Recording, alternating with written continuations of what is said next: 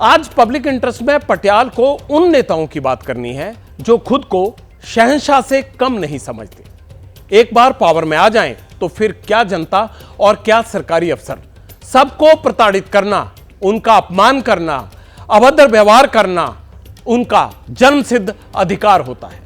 हमारे देश का एक सिस्टम है, पार्षद हो, विधायक हो या सांसद, जनता उन्हें इसलिए चुनती है ताकि ये नेता उनके लिए काम कर सके, पब्लिक की समस्याओं का समाधान कर सके। लेकिन हो क्या रहा है?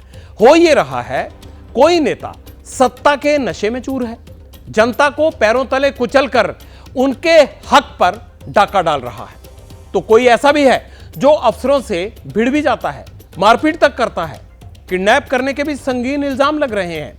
हरियाणा हो, यूपी हो या फिर पश्चिम बंगाल, देश का कोई भी राज्य उठाकर आप देख लीजिए, कहीं का भी कोई भी नेता अफसरों के बीच टकराव के ऐसे कई मामले आपको दिख जाएंगे।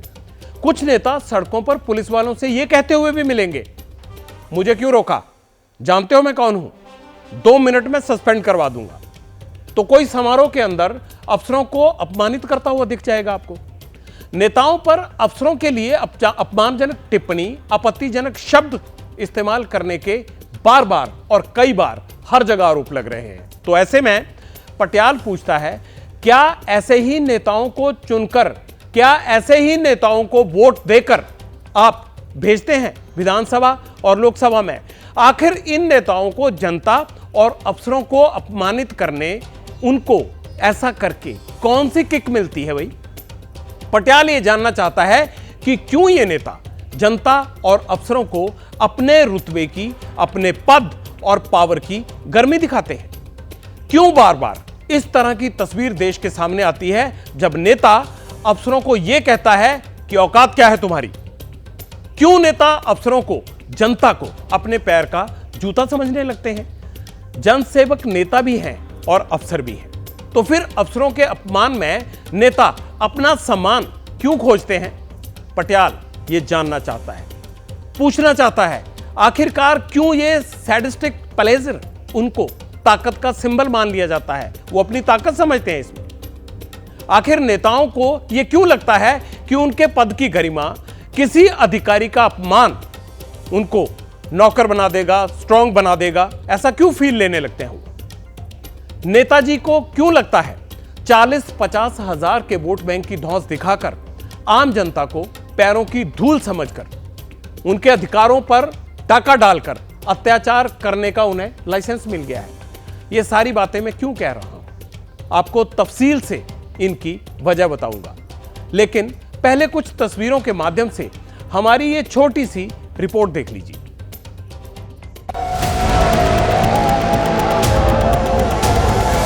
जनता पर जुल्म करने वाला संदेश खाली का शाहजहां, सिस्टम का मजाक बनाकर विक्ट्री साइन दिखाता नेता, 10,000 करोड़ के राशन घोटाले का आरोपी,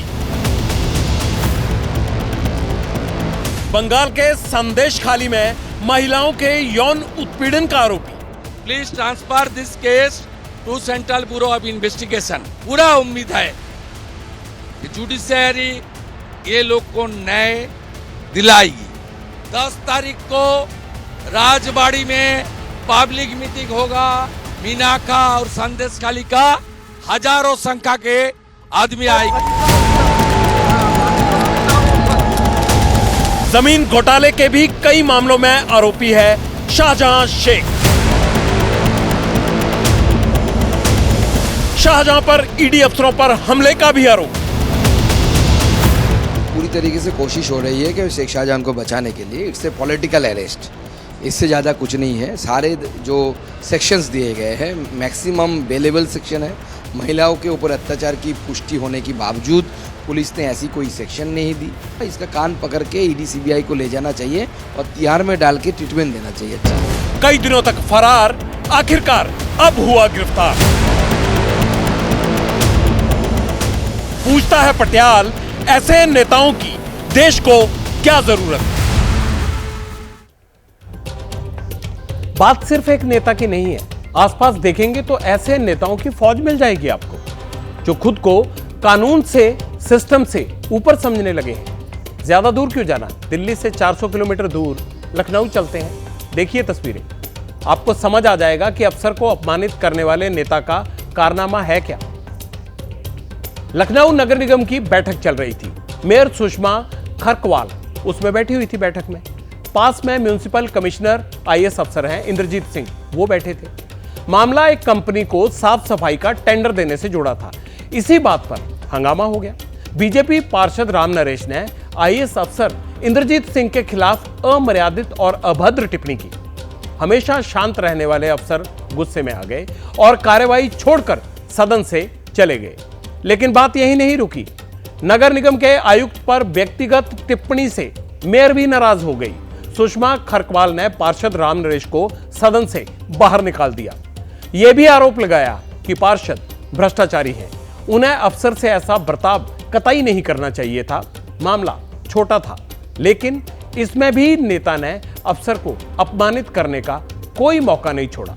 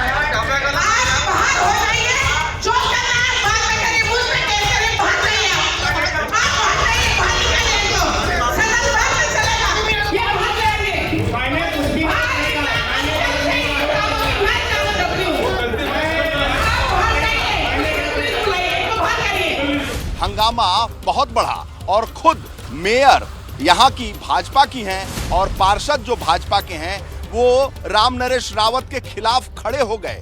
पुलिस बुलाने की बात चली।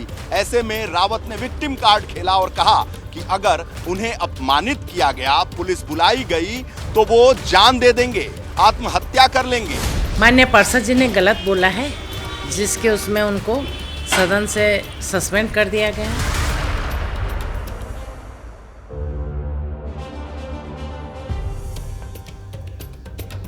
To the people, for the people, by the people, यानी जनता का जनता के लिए और जनता के द्वारा।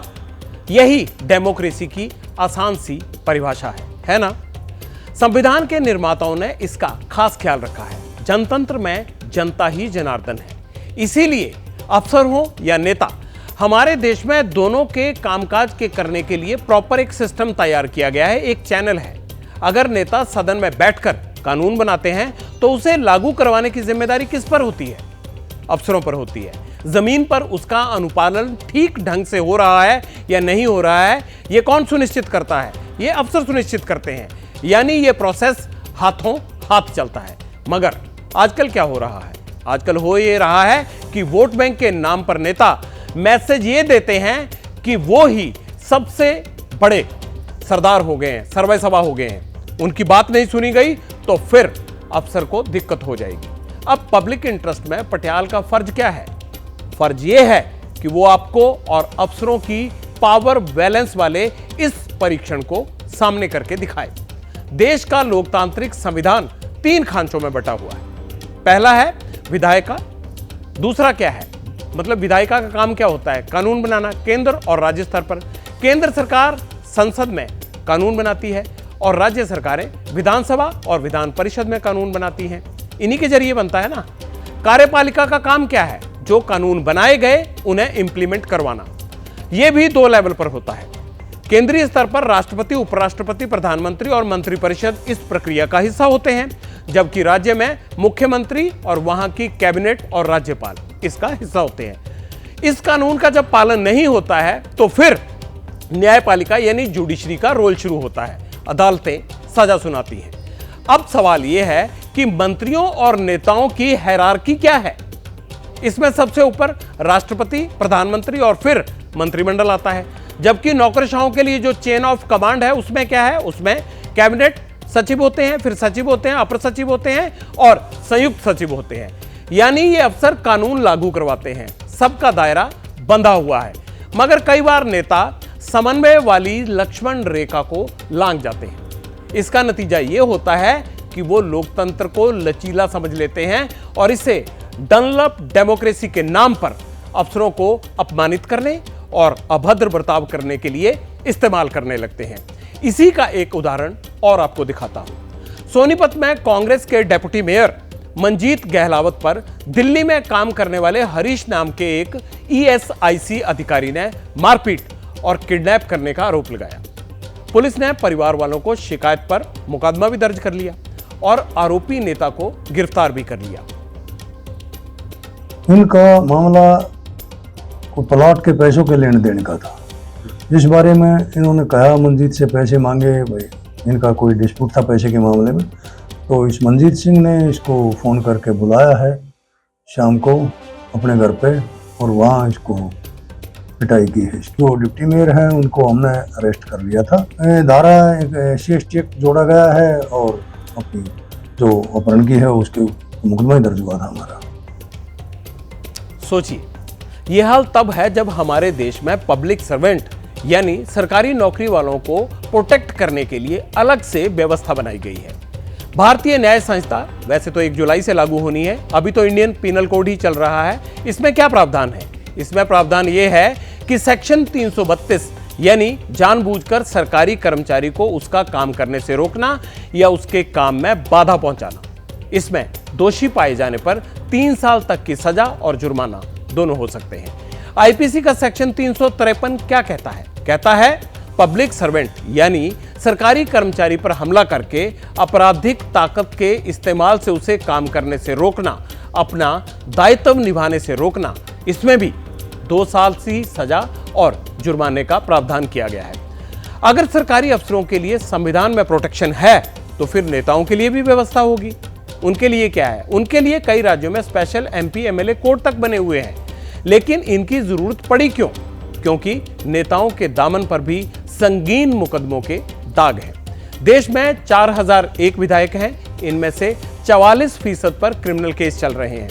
1777 नेता बलात्कार, हत्या, अपहरण जैसे गंभीर आरोपों का सामना कर रहे हैं।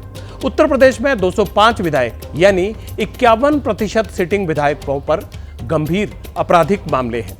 वहीं वर्तमान लोकसभा में भी 43% यानी 233 सांसद जो हैं उन पर आपराधिक मामले चल रहे हैं या वो आरोपों में घिरे हुए हैं। इनमें भी 159 सांसदों के खिलाफ गंभीर अपराध जैसे हत्या, अपहरण के संगीन मामले चल रहे हैं।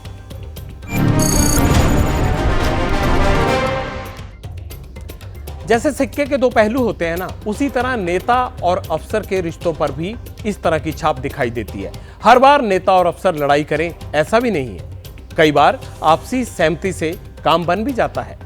मध्य प्रदेश लेके चलता हूं। मध्य प्रदेश की ये तस्वीर इन दिनों खूब सर्कुलेट हो रही है। सिरोंज के विधायक उमाकांत शर्मा SDM साहब के पास पहुंचे, उनसे कहा, जनाब पानी का संकट है, हाथ जोड़कर विनती करता हूं इसका संज्ञान लीजिए। विधायक जी तो अफसर के पैर तक पड़ने को तैयार थे, दिख भी रहे थे ऐसा करता। बहरहाल पब्लिक इंटरेस्ट वाले पटियाल का कहना सिर्फ इतना है कि मजबूत लोकतंत्र में तरले मिन्नत की जरूरत नहीं होनी चाहिए। बस नेता और अफसर जनता के प्रति विनम्र बने रहे, उनका काम होता रहे। अफसर फाइलें न लटकाएं और नेता समस्याओं को सुने, उनका समाधान करें। बस जनता को और क्या चाहिए? और अगर ये नहीं हुआ, नेता सत्ता की गर्मी में रहे, तो मुझे लगता है इनके लिए पब्लिक डीलिंग वाली ट्रेनिंग कंपलसरी कर देनी चाहिए। जैसे ही घड़ी का काटा दोपहर 2:30 पे आए, बबीता जी का दिल सास बहू साजिश के लिए मचल जाए। और ये है इनकी बहू, पूरे दिन ऑफिस की टेंशन हो जाए गॉन जब ये करें अपना फेवरेट शो फ्री टाइम पे ऑन। इनकी तरह आप भी देखिए अपना फेवरेट शो अपने टाइम पर और डाउनलोड कीजिए ABP लाइव ऐप अपने स्मार्ट टीवी पर।